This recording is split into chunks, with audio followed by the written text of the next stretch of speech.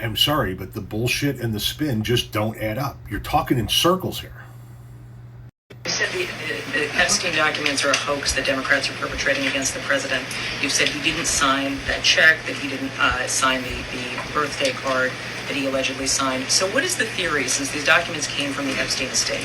Who is, I guess, in your view, faking these documents? I did not say the documents are a hoax. I said the entire narrative surrounding Jeffrey Epstein right now that is absorbing many of the liberal cable channels on television is a hoax that is being perpetuated by opportunistic Democrats like Ro Khanna and the others whom you saw on that press conference outside of Capitol Hill, who are trying to push this hoax against the President of the United States. What exactly is the hoax? I'm just trying to understand what's fake. What's fake is not the documents. The hoax is the Democrats pretending to care about victims of crime when they do not care about victims of crime, when they have done nothing to solve crimes, when they have done nothing to lock up child pedophiles and child rapists across the country, and when they are now using victims as political props to try and, again, smear the President of the United States and drag on this bad story about him. It is a distraction. The Democrats view this story as nothing more than an attempt to distract from the accomplishments and the achievements of this administration.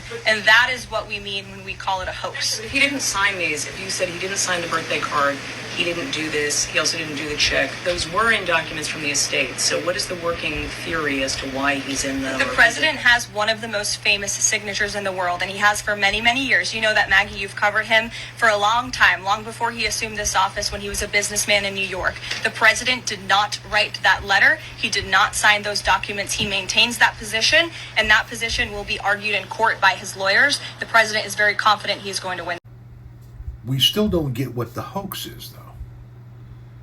You say that it's a hoax, but not the documents, not the victims. What the hoax is that Democrats don't care about the victims, but Democrats are the ones that have been trying to get the files to come out. The victims are coming forward themselves. The victims are telling their stories. The victims want the files to be released as well. The Democrats are the ones working to get the files released and hold the people in those files accountable, even if it's some of the people from their own party. Meanwhile, the Republicans are fighting against, or have been fighting against, the release of these documents. It's said that the Trump FBI is currently redacting his name out of all of these files so that when they eventually do get released, you'll get all of the files, but you won't get any of Trump's name. Why redact his name if it's all a hoax? And you're talking about how the Democrats are the ones that aren't out to protect the children. The Democrats don't do this. In like a dozen states in this country, Democrats are fighting at the state level to try and get legislation passed that would ban child marriage. And in state after state after state after fucking state, it's the Republicans at the state level that are fighting those bills, arguing on their state house floors, arguing on their state senate floors, that adult men should be able to marry girls age 14.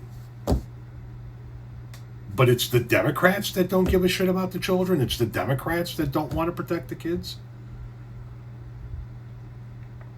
Listen, you're extraordinarily good at this spin, but you cannot spin your way out of the fact that you are working for and actively protecting a pedophile.